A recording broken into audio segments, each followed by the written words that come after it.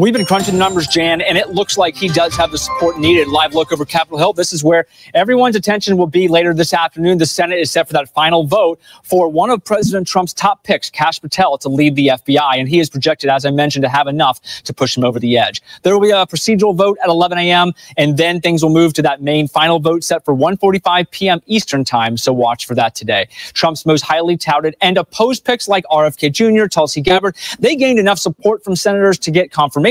Right? Well, now the GOP is hoping to keep that momentum going. Patel picked up another key senator's vote this week, a Louisiana senator, out saying that he will, in fact, get behind Kash Patel, posting this on X. The senator saying at the very bottom here, I will vote for his confirmation. So one more check in his category and column. There's two Republican senators who have not confirmed whether they will support Patel's nomination. That's Susan Collins of Maine and Lisa Murkowski of Alaska. Both already voted against Defense Secretary Pete Hegseth's confirmation. You might recall that. Also happening today, a Senate committee vote on Linda McMahon for Education Secretary. That's what we're watching for you on Capitol Hill. And we'll, of course, have the updates on Patel's final vote this afternoon, both on air and online anytime for you at thenationaldesk.com. After all the fighting, after all of the backlash, after all of the uproar, Kash Patel is finally confirmed as the director of the FBI. And in this video, I'm going to show you just to what extremes these Democrats, these libtards went through on the Senate floor to keep this man from becoming our FBI director. It is so extreme, but it also lets us know just whose side these Democrat senators are on. Are they on the side of law and American people and justice, or are they on the side of protecting their cronies that work within the deep state, that are within the Democrat Party, that were working behind the scenes, not just to discredit President Trump, but to lock him up and to drive this country off a cliff? Now, prior to them voting him in and him getting the votes he needed to be confirmed, the senators got a chance to take the floor and make an argument for why he should or should not be voted in. And the reasons these Democrats gave will blow your mind. So in this video, I'm going to go through and just show you a few of them to let you inside on what's happening behind the scenes in these Senate hearings and how these libtards are working against the American people. They keep bringing up his enemies list. And they say, oh, you know, what FBI director should have an enemies list? Number one, he keeps telling them it's not an enemies list, but he did notate all of those actors, the bad actors within the deep state. And they love to throw up, oh, well, this person worked under Trump's first term. He was appointed by Trump. We all know and remember when President Trump came in, he didn't know what he was doing. He's not a politician, so he was unfamiliar with Washington and relied on people who he thought were allies, but really were rhinos working against him being successful. But he learned. And this time around, you see the team he's got around him, the coalition. So let's check out what these libtards were saying, how they were trying to block Kash. Check this out. Senator from Illinois. Mr. President, in about 2 hours, the Senate will vote on whether to confirm Kash Patel to serve as director of the Federal Bureau of Investigations for the next order. To serve as director of the Federal Bureau of Investigations for the next 10 years. 10 years, Mr. President. If Senate Republicans confirm Mr. Patel, I believe they will come to regret this vote, probably sooner rather than later. I, for one, am convinced that Mr. Patel has neither the experience, the judgment, nor the temperament to lead this amazing criminal investigative agency. Well, Senator Durbin wanted to point out Kash Patel's experience. Let me bring you into it just to make sure that you're well aware of his experience. He was the chief of staff for the Department of Defense between 20 and 2021. He was a deputy assistant to the president and senior director for counterterrorism, National Security Council, 2019 through 2020. Senior counsel for counterterrorism, House Permanent Select Committee on Intelligence, 2017 to 2019, excuse me. National Security Advisor for the House Select Committee on Intelligence. Federal prosecutor, United States Department of Justice, public defender, and a trial attorney, has his BA and his law degree. His law degree is from Pace. Now, let's think about Christopher Wray, who was the FBI director prior to him. Prior to that, becoming the director of the FBI, he worked for the U.S. Department of Justice from 2001 to 2005. And during that time, he was the Assistant Attorney General for the Criminal Division from 2003 to 2005, Principal Associate Deputy Attorney General from 2001 to 2003, and he was in the private sector working for a law firm. So where Senator Durbin wants to bring up experience like it's this big thing, no, the truth of the matter is that Kash Patel has just as much experience, if not more, than other people who served in that role. I just wanted to make sure I made that known. Let me let him continue. It appears my Senate Republican colleagues are ignoring the many red flags in Mr. Patel's record, probably because they fear retribution from the president and Mr. Musk. Let me be clear. This is not a partisan issue. During my time in the Senate, I have voted for 4 FBI director nominations before this one. Each one was clearly a Republican, and I voted for them nevertheless. If you're enjoying this video and you like the content, do me a solid. Hit that like button. I'll never ask you for a cash app. I will never ask you for a super chat. But you hitting that like button, it is currency. Help spread the video around. And if you aren't subscribed to the channel, subscribe. And once you do, hit the notification bell and select all. That way you'll be notified when I upload new videos. Yeah, but this is a different ball game. Bringing up that crap of how you voted for them previously because they were Republican, that's the problem. When you get people like Dick Durbin and some of these other folks that are going against Kash Patel, that is an indicator that he is the right person for the job. But think about all the things they're saying that President Trump is doing so bad now. Oh, Elon Musk and Doge finding ways is bad. It's a constitutional crisis. How? It's not violating anything in the Constitution. Oh, they have access to their private information. So the unelected bureaucrats that nobody knew of, who aren't the richest people in the world, they have we have more of a risk of them doing something nefarious with the information than we do the richest man in the world. Oh, well, he's got billions in government contracts. Yeah, because his company makes the best rockets and has the best technology in the world. Not just the U.S. government works with Elon, governments all over the world. So these arguments that they bring up, they lack merit and they're so full of BS, it's not even funny. Now let's listen to the Trump deranged Senator Padilla out of California. I too rise today to oppose the nomination of Kash Patel to serve as director of the Federal Bureau of Investigation. Now, let me begin by saying to Americans watching at home who may not be completely up to speed as to what's going on, the importance of this specific nomination, or wondering who is Kash Patel. We might have been distracted these last few weeks by a rush of headlines coming out of the White House, maybe preoccupied with the cost of groceries that are rising by the week. You may have, if you caught any news, been hearing about how President Trump, the richest president in history, has given Elon Musk, the richest man in the world, unprecedented access to millions of Americans' sensitive private information. This is how obsessed they are. Now, this is a hearing for Kash Patel's confirmation. But yeah, these libtards spend their time always wanting to bring up prices and eggs as if President Trump being in office for 3.5 weeks has anything to do with that. That's how you know that they're so disingenuous. Just the things that they even bring up as a point to stand on is so disingenuous. Yes, Elon Musk has access to your personal private information, from social security numbers to home addresses to your tax information. There's been a lot going on. All the while, President Trump is also trying to lay the groundwork to pass another massive tax cut for billionaires. And when they say that billionaire tax cut, what they leave out is that this is also the biggest tax cut for the middle class in history. It's not a tax break for the billionaires. It's the biggest tax cut in history being put together right now for the middle class. And they know this.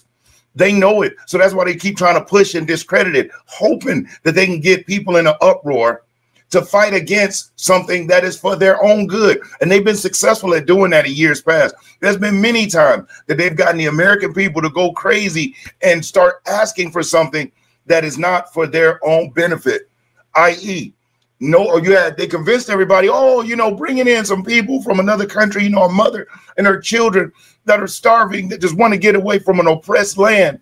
We've got to do that. And anybody that doesn't support it is a racist and a bigot. Well, they do that to make people go crazy and go off on anybody that was trying to build a wall. Remember, everybody hated Trump for wanting to build a wall. The Democrat Party and the media was able to get people to fight against their own betterment just because of propaganda. And then we saw what happens. So people fought for it, gave the government a mandate to open it up. They opened up the floodgates, and we all know what happened. That is an example of the Democrat Party and the liberal media brainwashing people to fight for something that is not for their own good. And then by the time they realize it, it's already too late to fix it. Luckily, President Trump was bullheaded, and us supporters, we were right there with him. But these libtards, they can't deal with what's happening. So if you've been busy and struggling to keep up, I understand. So let me try to break it down for you. Only in the year 2025, when Donald Trump seems to have a headlock on the Republican Party, could a nominee this extreme and this unqualified be considered or confirmed to lead the FBI? Now we got Mr. Pencil Neck, Mr. Adam Shifty Schiff himself stepping up to plead his reasoning for why Kash Patel should not have been confirmed as FBI director. And this man has the audacity to step up publicly and stand out there and act as if he knows really what's going on and he's fighting for the American people. Right now, he's allegedly looking at a couple of cases of fraud, election fraud, where he doesn't even live in California as his primary residence, but yet lied for 2 election cycles that he did. And you can't have 2 primary residences. Not to mention some a little funny with the money that been going on, Mr. Schiff, but we'll see all of that play out. But this man was censured on the congressional floor. And what censured means, I'm sure you may know already, but I'll be doing you a disservice if I didn't at least share it. It's where you're penalized. It's the one step right before you get booted out of Congress. And you literally get brought down to the center of the congressional floor. And everybody in Congress literally boos you, makes fun of you. You're publicly shamed and embarrassed. And he was given that treatment because of the Russiagate hoax. He spearheaded that. He was in charge of the committee who was investigating that. And guess what we found out? Hillary Clinton and her foundation funded the Steele dossier that Adam Schiff and his cronies in the Democrat Party used to go after and attack President Trump. And so the fact that he has the audacity to stand on the Senate floor and to plead a case against Kash Patel should tell you everything you need to know about if Kash Patel is the right person for the job. When you got Dick Durbin, who's a lifelong senator who needs to step out, Adam Schiff, Senator Jarozo, you got Senator Padilla from California. When they're coming out fighting aggressively against Kash Patel, like they did against Pam Bondi, you know you got the right dynamic duo stepping in to lead our law enforcement departments nationwide. So let's check out Shifty Schiff.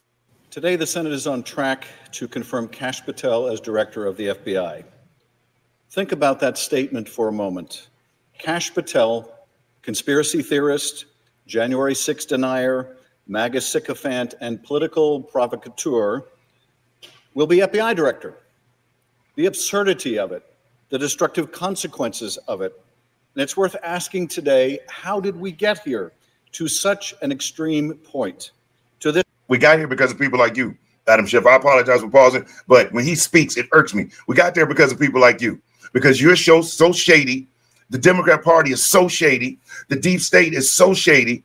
You got the long arm of the law that is going out weaponized against political opponent. You got the piggy bank slush funds of the American taxpayer dollars that you're using to give to media outlets to do hit pieces and smear campaigns, that you're using to funnel out to all these other countries to help disrupt their societies by infecting them with the woke mind virus and trying to spread transgenderism and DEI crap all around the world. That's how we got to this point where Kash Patel is up for this spot. This moment when someone so patently unqualified, really disqualified from any position of responsibility, is poised to become director of the nation's preeminent law enforcement agency. Earlier today, I stood with my colleagues out in front of the FBI headquarters, a building that Kash Patel promised to dismantle on his first day as FBI director and turn into a museum of the deep state, the home of a department that we all know he will convert into a political weapon for the president who is a serial lawbreaker and will use Patel as a tool for retribution against his enemies. But in a democracy, law enforcement does not serve the president, let alone someone who fashions himself as a king. Law enforcement serves the people. It is nonpartisan. It is not a vehicle of political payback for a political party. And yet we are watching the FBI and DOJ hollowed out, dismantled, and turned into an investigative and prosecutorial extension of Donald Trump's White House.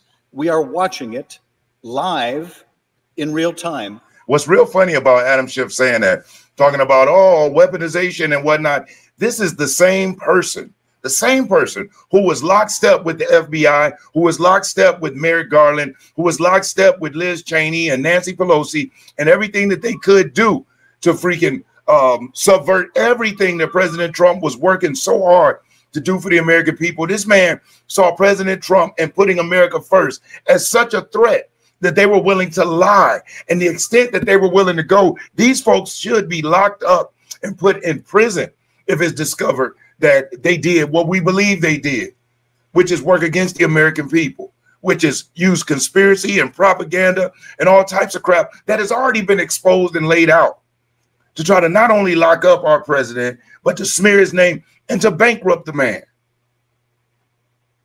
It is already happening in that building we visited this morning. In just the last month, Donald Trump's Department of Justice has engaged in a brazen, sweeping purge, a rolling Saturday night massacre, an unmistakable campaign to intimidate, to punish, and to drive out thousands of hardworking, nonpartisan FBI and career DOJ employees. They say nonpartisan. How do you know, Adam? How do you know? And see, that's the thing. Why? It's like a coach of a team. When they come in and they take over a new team, they analyze the players and the team they got, and any good pieces, they'll keep them if they can help them get their plays and get their mission done. Everybody else has got to go. And then you bring in the players and the coaches and the people you need to help see your vision through. So if I know on my team, I have players, that's like having a player on your team, you know, was shaving points to make the betting odds. And you decide to keep that player on your team. And then you get busted for scandal of point shaving. Well, you knew that he was a point shaver. You put him on your team. You ran that risk. But it all came because you had this member of the team that you know doesn't put team first. They put their own individual selfishness first. You know you had that person and you brought them into your environment and they destroyed it. It's the same thing when it comes to the federal government. If we know that there were players on the team, pieces on the chessboard that were working against the president when he was in office, then when he was out of office, was doing everything they could to prosecute him and lock him up, why would he keep those people around? Why? It doesn't make sense. And he know it doesn't. Because if this would have been the other way around, and it was Kamala or Joe or whoever they wanted in there to get in the White House, and there were Trump supporters, they would terminate them on sight, just like they did when Biden took office. Nobody talks about that. This is happening as we speak. Acting Deputy Attorney General Emil Bove fired roughly 24 prosecutors involved in January 6 criminal cases. Not for cause, not for corruption, not for misconduct. They were fired for failing what is in effect a loyalty test. A loyalty test. You doggone straight. Who would want somebody working for them or with them that isn't loyal to the cause or to the person? Who? That's like marrying somebody that tells you flat out, yeah, I'll never be faithful. You never can trust me, and you marry that person. Or knowing somebody's a thief and deciding to put them in your house and go on vacation and you come back and all your stuff is gone. Loyalty is everything. And that's in every relationship. In order for it to work, we have to be loyal to each other and to the mission. And Adam Schiff knows that. I just wanted to jump in and just throw a congratulations out there to Kash Patel. Congratulations to you for watching. We got another member of our squad that's been confirmed and was able to get through. And we're already seeing amazing things happening. Just watch as things continue to unfold. We're going to truly make America great again. And just so you do know, I have a new show that's going to be starting in 3 weeks where I'll be having on guests, different political figures. We'll be talking about what's going on, what their agenda is for their city or for their state or for the federal government. So make sure if you already subscribed to the channel, you subscribe so you'll be notified when I upload new videos and when the show comes, the new podcast show. And remember to like the button And I mean, like the video if you liked it, and to share the content. I really do appreciate you. Again, I'm Brian Maxwell saying thank you, and I look forward to seeing you at the top. We did it, another one in.